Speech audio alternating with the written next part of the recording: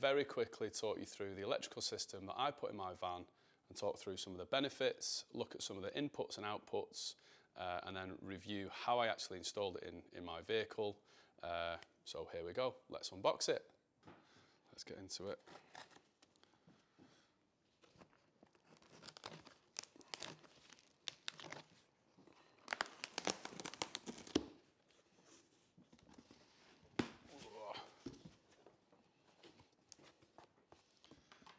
First thing you get is safety instructions. Well, I remember these now actually. So you get your safety instructions, you get a really clear installation guide, and then you get a little bit of a leaflet on the actual range with some of the specs. And we got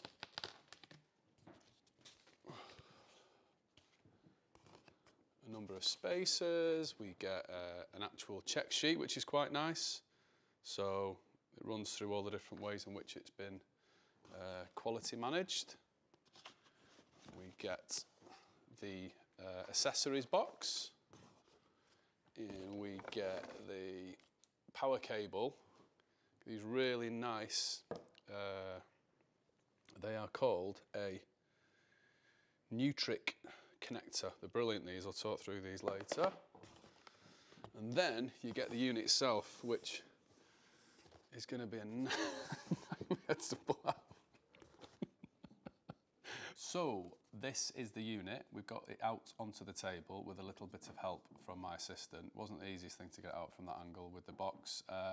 And that's the first thing I can tell you really. It's the weight is 22.5 kilograms. So much lighter than a lot of the kind of full-on Victron systems. It's quite a substantial saving in terms of weight, but obviously there's a lithium battery in there, so it's still quite heavy. So just to be clear, the one that we're going to be talking through today is the 1500 model, and I'll talk through some of the specs, but yeah, I've got the 3000 model in mine, mainly because I just wanted to kind of be belt and braces and have as much power and as much kind of inverter power as possible.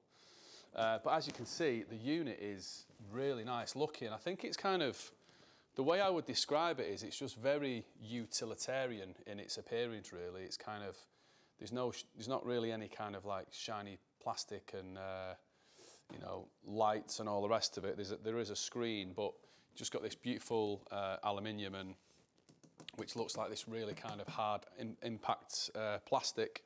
So it's a nice looking unit. The LPS 1 didn't look as good, but these LPS 2s are looking great. I'm going to run through the 5 reasons why I bought this unit. The first reason, which I found out when I started to do my research, was that it's incredibly robust. I wanted something that was going to last, something that I wasn't going to have problems with.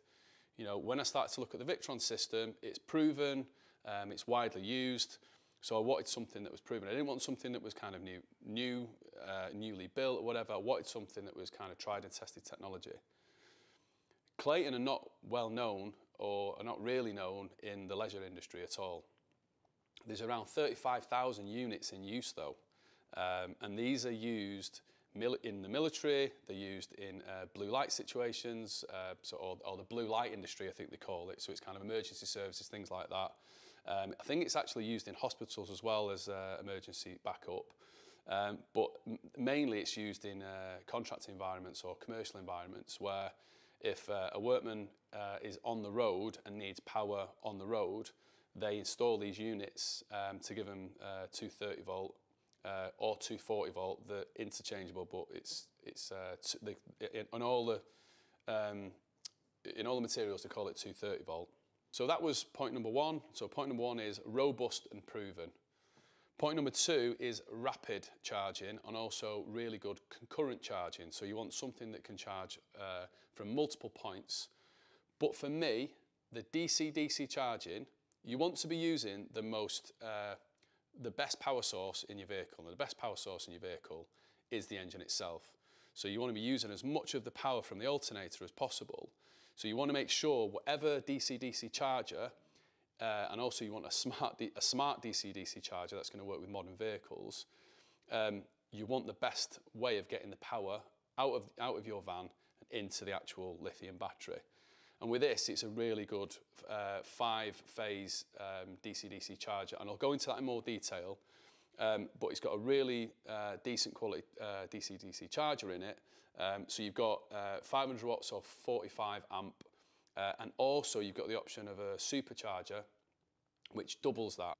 Point number 3 is large peak performance. So you want to be the biggest draw on your kind of unit is going to be your 230 volt usage. So 230 volt, again, just kind of for layman's terms, 230 volt is the same sort of voltage that you have in your house. So anything that you'd want to plug in to your van, which is the same as the plug that you would use at home domestically, kettles, toasters, whatever it is, you would normally need an inverter.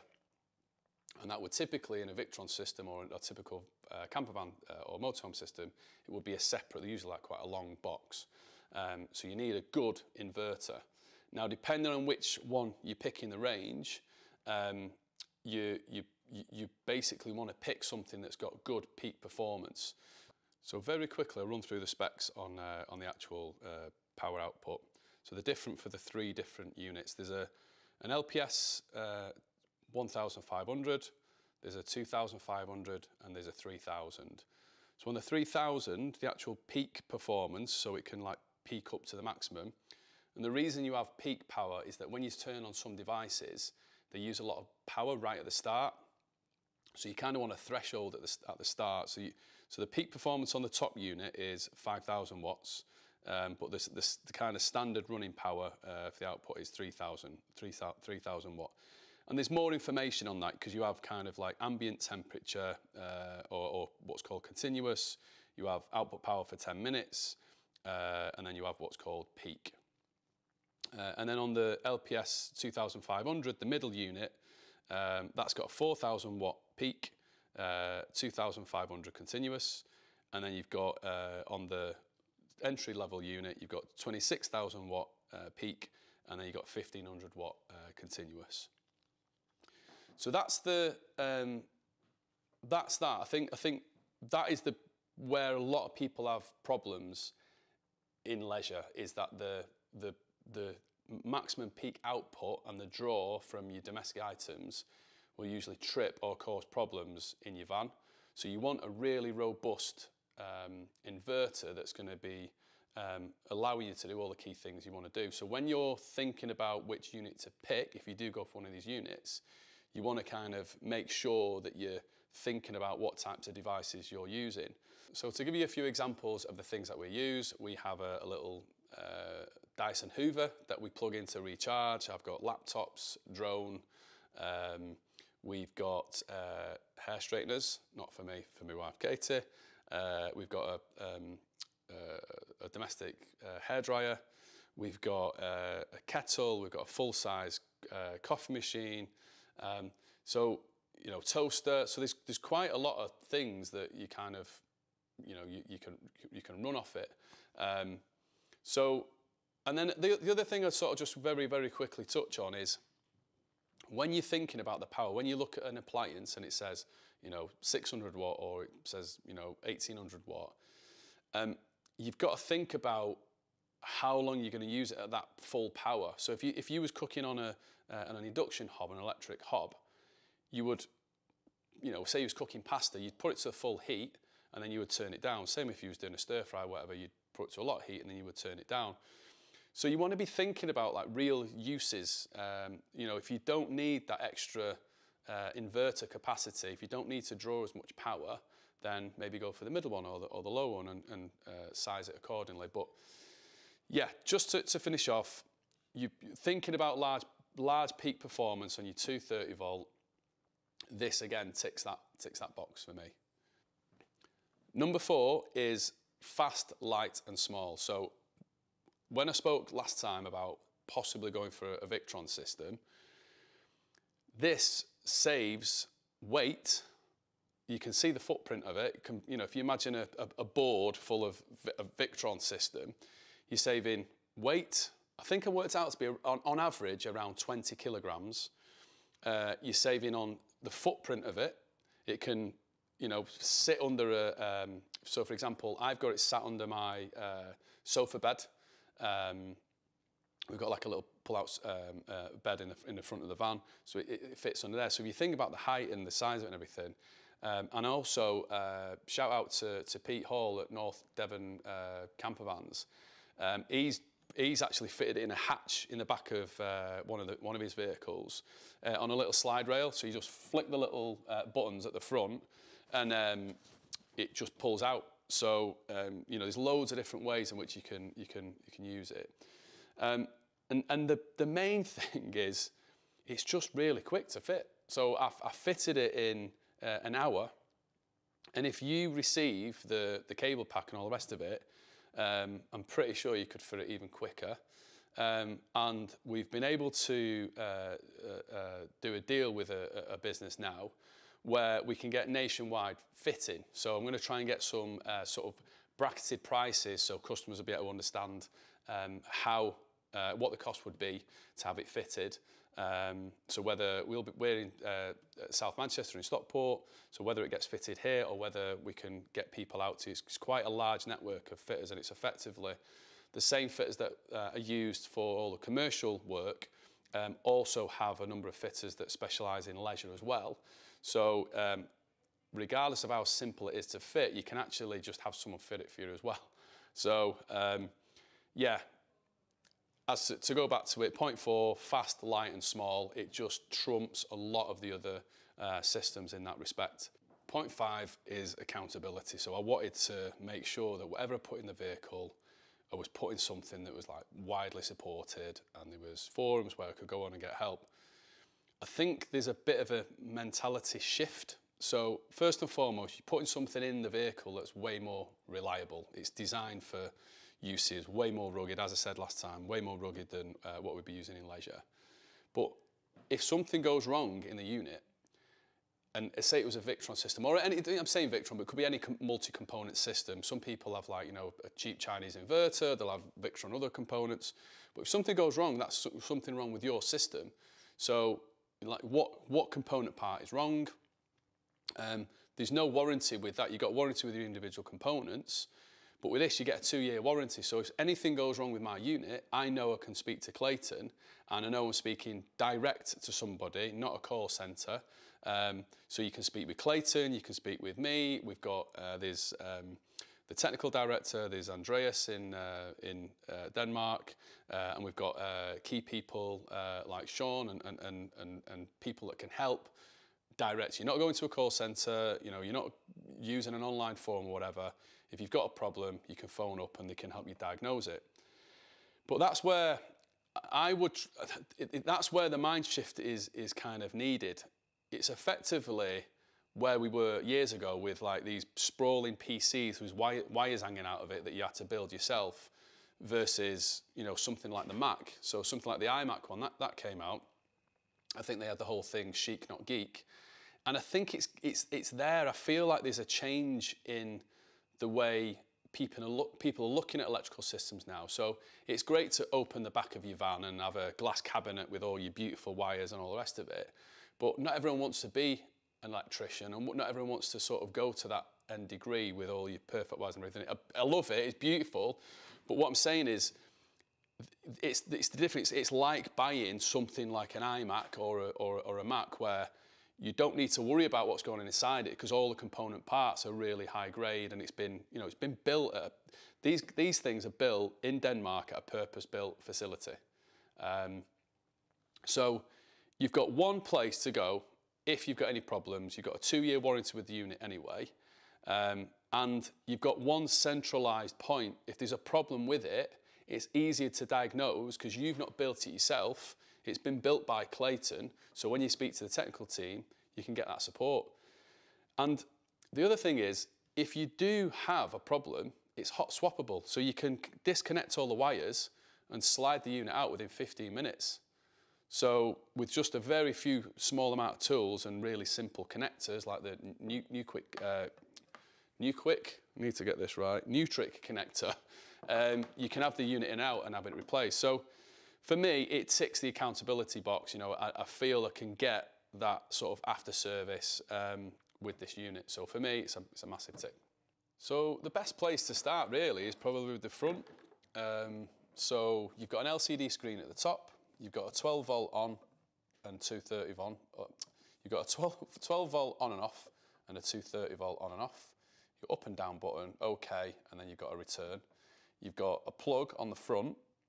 Now, once the unit's in, you're not really going to use this front plug, but where this is really useful is actually as you're building the van. So when this was one of the earlier things that I put in my van. So once it was in, it was charging, and I was able to basically, I did a lot of the build outside B&Q, and I was able to kind of plug into the front there before I would widen me other 230 volt, and I've got instant power, which was great. I think just the idea of having a van and plugging in a plug and putting the kettle on, or and having a pot noodle or whatever, it's quite an exciting thing for some reason. It just, I don't know, it makes you a bit giddy.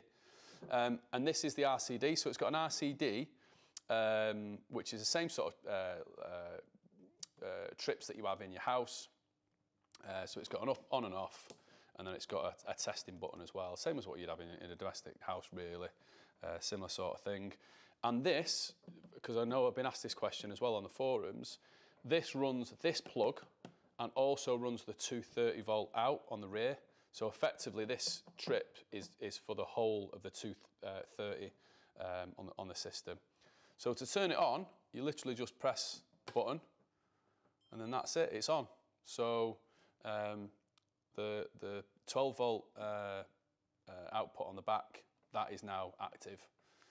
And same with the 230 volt, if I press that, you'll usually hear the fan boot up and then it'll just quieten down. It's now on, so literally we can plug something in here and use it. And then the screen's sort of really self-explanatory. You can you can click the OK button and it'll go into the actual menu system. You can click the up or down button, and then it's got like 4 different corners. So you've got your DC output, you've got your DC charge, you've got your 230 charge, and then you've got your 230 output. And it usually tell you like what time's left. So I've got 90%, 92% battery, and then I've got 41 hours of use left. And then as you plug things in, the use will go up or down. But that's it. I'll do another video where we explain all the different settings on the unit, but it's that simple. So yeah, so that's it. So that's on off, and that's it. The unit's off now. So if we look at the back, it's really nicely laid out. You see a lot. It's featured on the website anyway, but it's really nicely laid out and quite simple to use. You get an accessories box. And in the accessories box, you get a Nutric connector with an English plug on. They do the other style plug, the European style plug as well for these. So this would, straight away, you'd be able to charge it up without it being into your alternator. These Nutric connectors are really simple to use. They just push, turn, and you click, and then you just pull that tab back or that button back, and then you twist it and then you pull it out. So that's how that works. You then also get another sort of power type connector, which is similar in style in terms of it being the Nutric connector, but it's a different colour. And that connector, and you get a full diagram for how that works. It's really simple to wire up, but your wire to your 230 out would utilise that connector. And then that's the same as the same Nutric style connector connects in, and that's your 230 out. That would then be actually looped into your plug sockets and things like that. You've then got your nuts and bolts with plastic heads for these connectors. So if we look at the sort of different connection points, you've got your DC in. So this is your 12 volt in, and this is typically coming from your alternator. So with an alternator, you would have the DC input, which would come from your battery to a lashing point on your battery, and then you'd effectively connect that connection point with 16mm wire. You can buy the wiring kits, but you can also have your own as well. You would have a seated shoe, like a connecting shoe, which you would crimp onto the wire, and I advise to like double crimp it, and then that would go to a lashing point on your vehicle. So what you normally do is sort of scrape the paint off, basically put in a bolt, and then you'd have your shoe put into the bolt and then tighten tightly, and then that's it. That's the item grounded then. And then the positive would go through to a 60 amp fuse, so it's like the mega fuse style, and then straight into your positive on the battery. And then on your DC out, this would typically go to, again, a fuse. So you'd want to use a maximum 180 fuse. So your plus would go to, again, like a mega fuse. I'll show it up on the screen so you've got an idea of what it is. And then your negative would then connect to, typically what you're using is like a blade fuse box. You know, you can get them cheap off eBay or whatever, but it's a 12 volt fuse box usually with a sort of glass lid, plastic lid, clear lid, and it would directly connect to that. There's some key bits of information within the instructions telling you. I mean, basically the instructions are just super clear. So you've got your overall connection requirements. You've got your 12 volt output, solar panel connection, charging from the alternator, all really clear diagrams. And this complicated one is for the supercharger. But effectively, it's only that little end bit basically that you're using anyway. But so yeah, so you've got your DC in, DC out, and then you've got these down here. So you've got the remote. So if you choose to go for one of the remotes, which I'll get,